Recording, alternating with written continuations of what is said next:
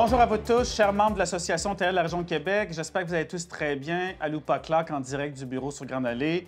Rapidement, là, avant qu'on parle de taux d'occupation du mois de mars et des enjeux d'actualité, à chaque fois que vous avez un média ou un journaliste qui vous contacte, je vous demande, s'il vous plaît, de nous appeler au bureau. C'est très important de se coordonner au niveau du message. Et vous savez, souvent, les médias, les journalistes, ils cherchent des histoires qui créent la nouvelle.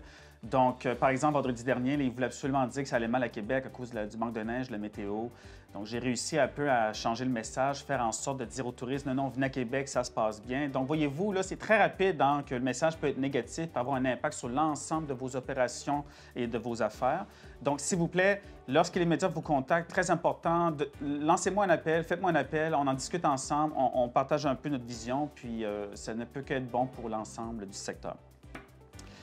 Oui, c'est vrai, il y a un certain ralentissement du taux d'occupation depuis le début de l'année, mais c'est peut-être pas aussi grave qu'on pourrait le penser. En février, on a eu 5 de moins de taux d'occupation qu'en 2023. Et la semaine de relâche, là, ça semblait vraiment être au ralenti, mais finalement, somme toute, c'est sûr que dans la périphérie, dans la couronne verte, ça a été un peu plus difficile.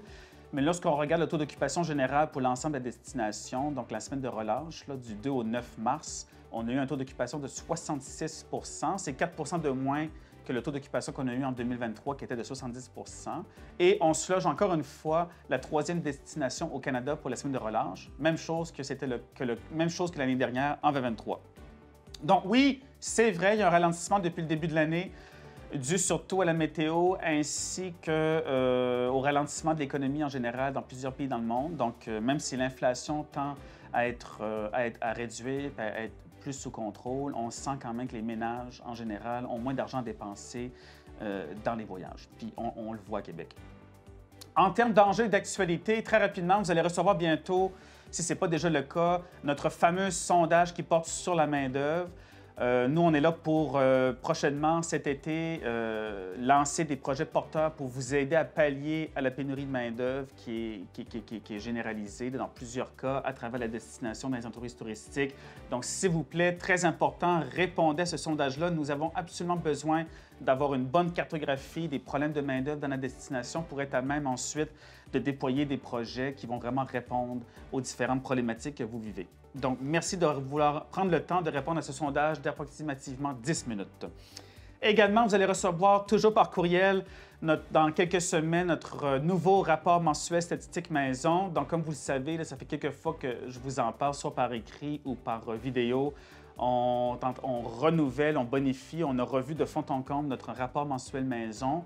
Il va vous être envoyé dorénavant par Léger, mais c'est fait en notre nom. Tout est 100 % confidentiel et anonyme. Les données viennent chez nous à la HRQ comme d'habitude, mais l'objectif, c'était d'avoir une récolte plus systématique, une récolte de données plus systématique et de s'assurer d'avoir une intelligence d'affaires toujours plus au point.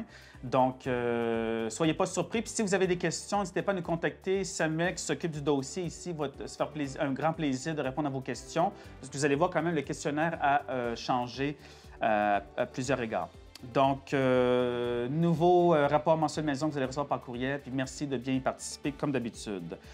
Pour ce qui est de nos événements ici à l'Association TEL de la région de Québec, notre prochain rendez-vous, c'est le 27 mars prochain à l'Hôtel d'État par Marriott Québec pour le souper conférence Québec, l'accent vert d'Amérique. M. Per Fitzgibbon, ministre de l'Économie, de l'Innovation et de l'Énergie, qui sera avec nous, ainsi que Mélissa Coulombe-Leduc, responsable du tourisme ici à Québec. Nous allons discuter surtout et notamment d'efficacité énergétique avec l'objectif numéro 1, c'est de réduire vos coûts d'électricité. Donc venez, on va avoir une belle présentation à cet égard-là. Et du bon temps ensemble, bien entendu. Et finalement, très heureux de vous annoncer l'Assemblée générale annuelle 2024 qui va se tenir à l'Hôtel Plaza le 6 juin. Donc, comme d'habitude, nous allons être ensemble pour l'Assemblée en tant que telle de 10h à 11h30. Puis ensuite, de 11h30 à 13h, 13h30, nous allons avoir notre dîner, notre traditionnel dîner estival. Nous aurons certainement un membre du gouvernement qui sera là pour nous adresser la parole et ce sera l'occasion de discuter de notre nouveau plan stratégique 2024-2026 pour continuer la progression de l'hôtellerie à Québec et la progression de l'association qui vous représente. Et bien, comme d'habitude, extrêmement fier de vous représenter. C'est vraiment un réel honneur d'être là pour vous jour après jour. Malgré les défis, malgré les difficultés, on est extrêmement heureux de travailler sans relâche, mois et semaine, pour vous représenter avec Marie-Ève aussi au niveau du projet main-d'œuvre. Et comme d'habitude, en tout temps, appelez-nous au 418-563-4052. Merci à vous. Bonne journée.